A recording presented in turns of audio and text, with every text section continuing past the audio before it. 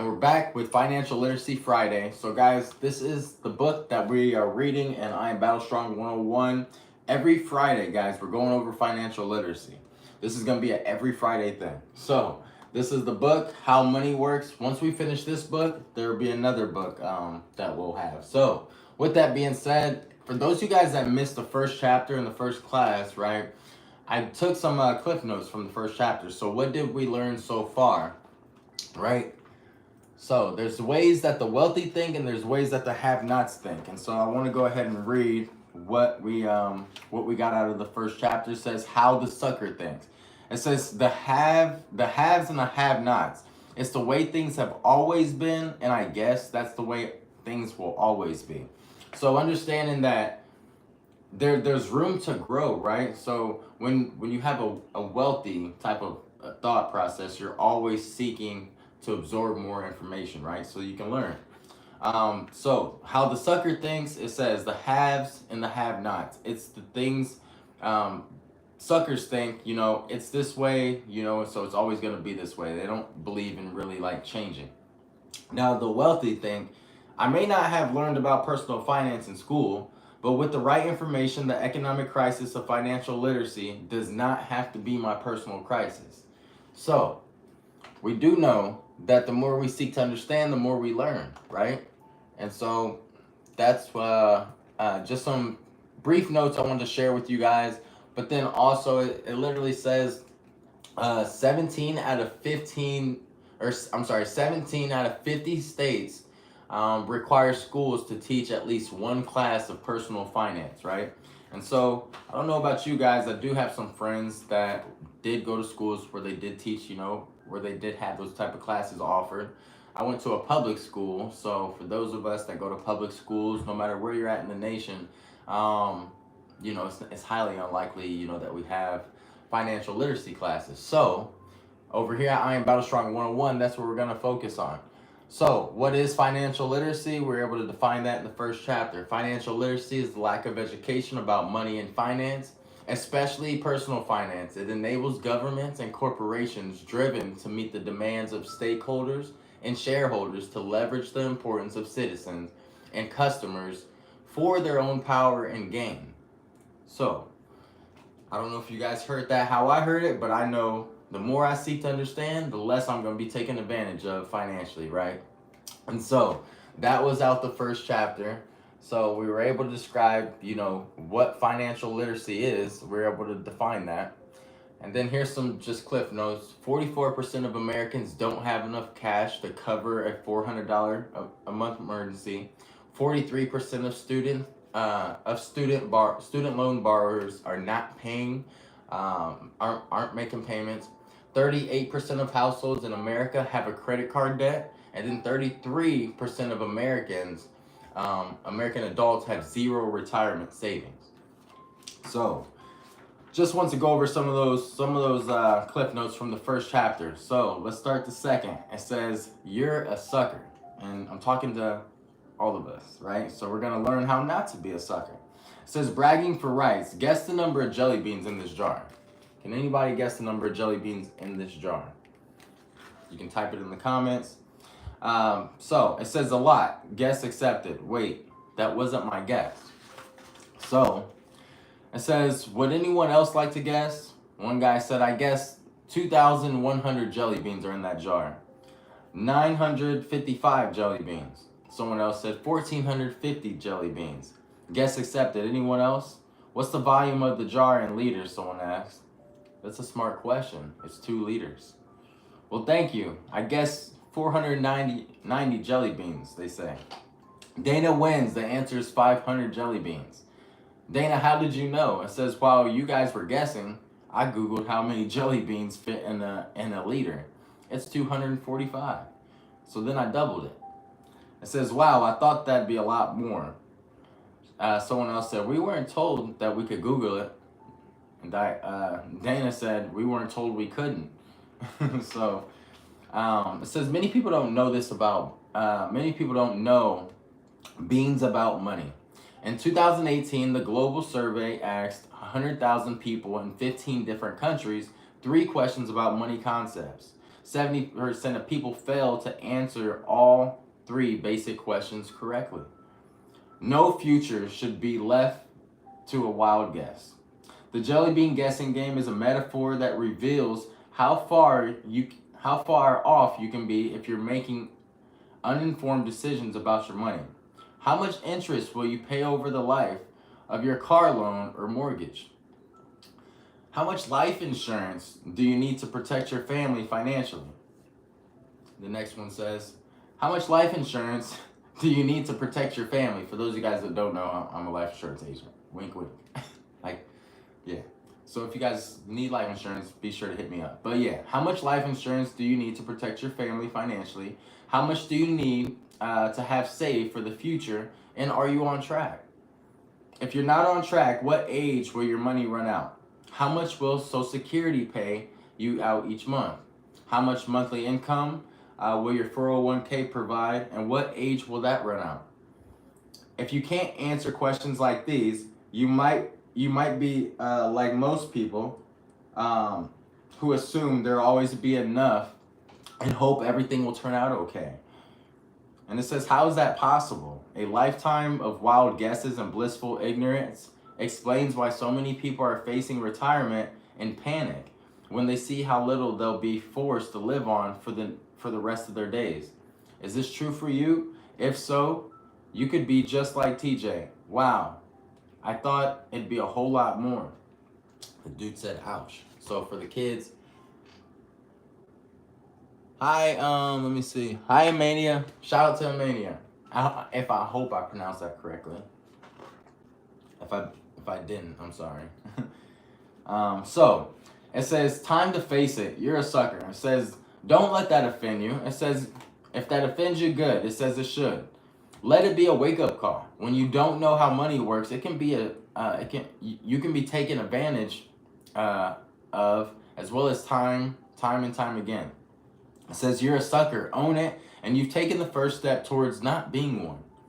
It says being financially illiterate sucks, but the following concepts will help you transition from a sucker to a student, and from a student to a master. The whole point of learning how money works is to never be fooled again. Not by banks, not by credit card companies, not by online offers, not by employers, not by family, not by friends, not even by the number one person in your life responsible for making money, which is you. So guys, I'm sharing this so we can all learn, so we can all grow, so we can all not be gullible. Knowing about money is worth a lot more than bragging rights. It could mean living your best life today, realizing your dreams you have for yourself and your family tomorrow, and helping others do the same. Now that we've covered the realities about money, roll up your sleeves and grab a jar of jelly beans. It's time to discover.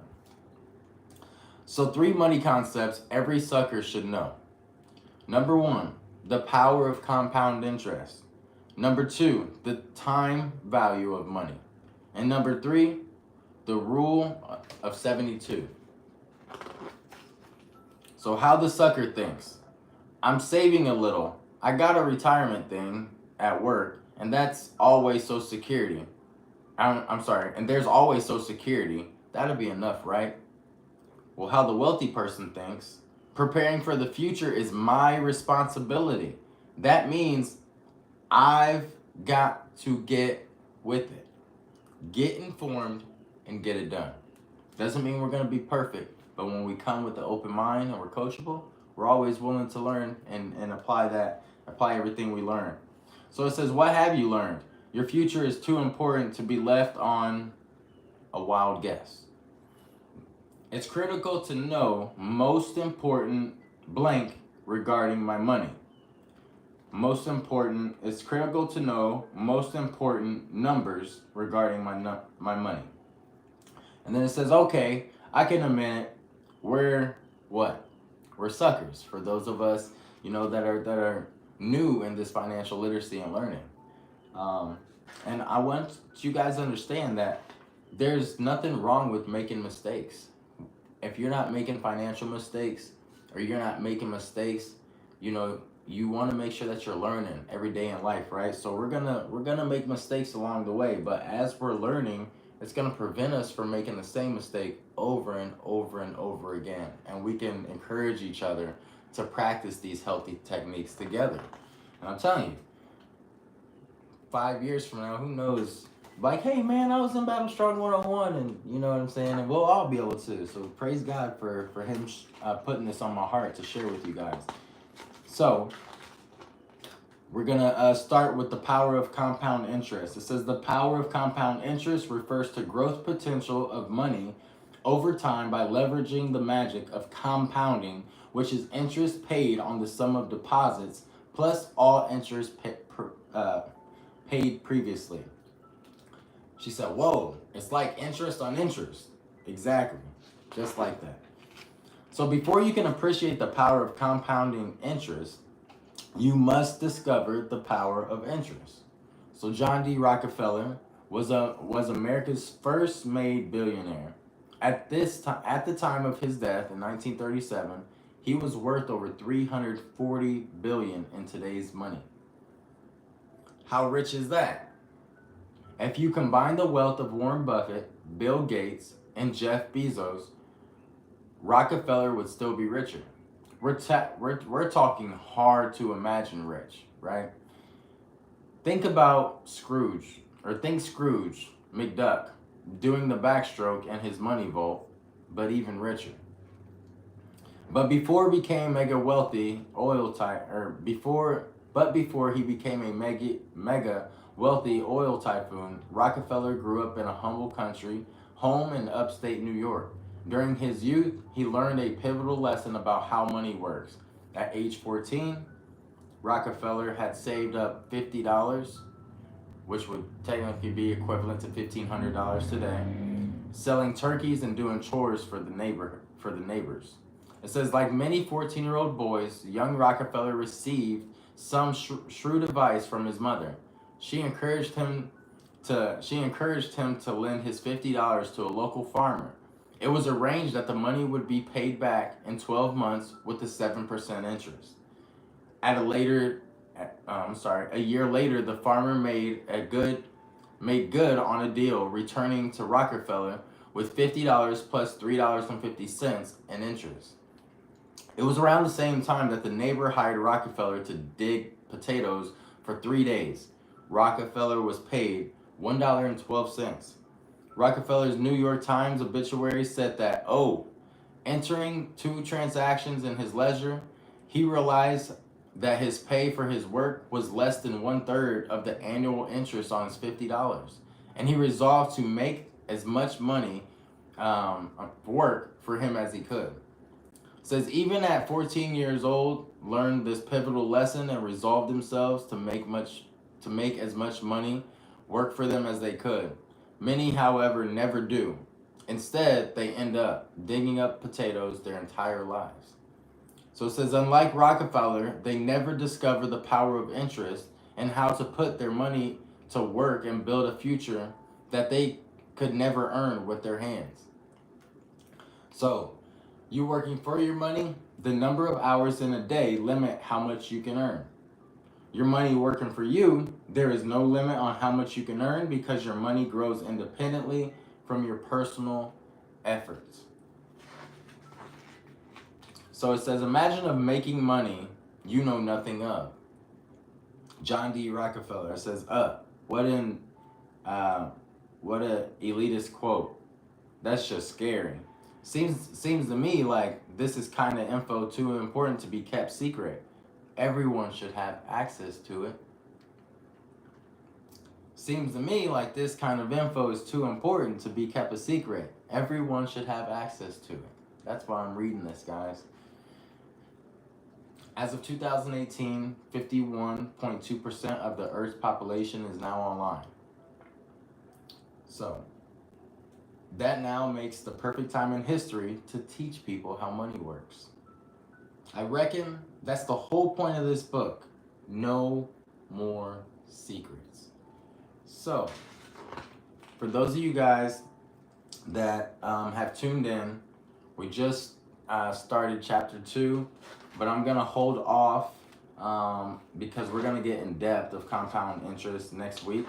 and I want to make sure that we're not moving too fast. So that way, if there's any kids or if there's anybody that's following along, I don't want you guys to feel like I'm just trying to get through this book real fast and just to get through it. Like guys, I want us to learn. So I know if I'm learning, I know for those that are tuning in, they're going to learn as well. And so we want to be effective with this, right? We don't want to just, I went through this book and it felt good just to get through the book. You know, I like to do things right and I like to seek to understand. So that's what we're doing here. We're not just going straight through the book to say, hey, we went through Financial Friday and like we want to go through this book and we want to actually like become very like financially successful based on the practices that we're able to to to perform once we finish this book. So again, I'm just gonna go over some notes that we went through in this book, in this chapter. So again, it says it's time to face it. You're a sucker. It says no future should be left to a wild guess. How much interest will you pay over your life for your car loan or mortgage? How much life insurance do you need to protect your family financially? How much do you need to have saved for the future for you to be on track? And if you're not on track, what age will your money run out? So, for those of you guys that, let's say for an example, you come across this video and you don't have life insurance, which life insurance is financial protection. What I like to call it is it's a contract promising your loved ones that you devoted time to make sure that in the event of your passing, that they have that financial peace of mind as well as clarity. That way they don't have to make a GoFundMe account. They don't have to, beg strangers for money or post all over the internet. When it brought up life insurance, how much life insurance do you need to protect your family financially? Guys, that's a lane that I have my license in 20 different states. So if you do not have life insurance, if you have children, whole life policies are very cheap. Consultations, we can do a Zoom appointment, we can do a phone appointment. And so I just wanted to make sure I throw that out there so that way you guys know that I do a lot of things, but I am a life insurance agent, so I am here to help my peers and community. So that's what we're doing. We're going to continue to grow, we're going to continue to develop, and we're going to continue to practice everything that we learned from these books of I Am Battlestrong 101. I'm not for sure if you guys have any questions. If you guys have any questions, you can always drop them in the comments, and I'll read them. And so we have to remember that financial literacy is the world's #1 crisis, right? And when we go back to the original quote, right, the original quote that we learned in the first chapter, financial literacy is the lack of education about money and finance, especially personal finance. It enables governments and corporations driven to meet the demands of stakeholders and shareholders to leverage the ignorance of citizens and customers for their own power and gain. Now, if you're like me, when I first read that, I said, we got to do something. We got to do something, because there's no way that I'm going to read that quote and then stay illiterate or financially illiterate or taken advantage of. So I wanted to, again, share this resource this time for my peers and community. Every Friday at 5 p.m., unless I say otherwise, we will be going over financial literacy tips every single Friday. And once we finish this book, we'll move to a different book. And again, like I said before, guys, I am a life insurance agent. So if I'm in like a presentation, sometimes we won't start right away at 5 o'clock. So just give me some leeway, and just know that anywhere between 5 o'clock, 5:30, we will be going live every single Friday, going over how money works, and just in general financial literacy. So that way the youth out there can get some basic financial literacy tips. Not even basic, but basic financial literacy tips and then some. And then if you ever miss this class, let's say you have something going on at 5 o'clock on Fridays, you can always come back to I'm Battlestrong 101 and you can dig in deep with us as we continue our education and learn things that like we all learned. 17 out of 50 schools in America require financial literacy. So this is a way for me to share the knowledge and wisdom that I'm learning, and not just pretend like I know it all, but learn with you guys as we grow together and as we make more effective steps towards becoming the change that we wish to see in this world together. So, yeah, I hope everybody has a great Friday. Go out here this weekend. Don't go out here and be blowing your money. Make sure that we apply these tips that are in this book, guys, so that way we can grow. Another day is always another opportunity, and I hope you guys have a great day. God bless.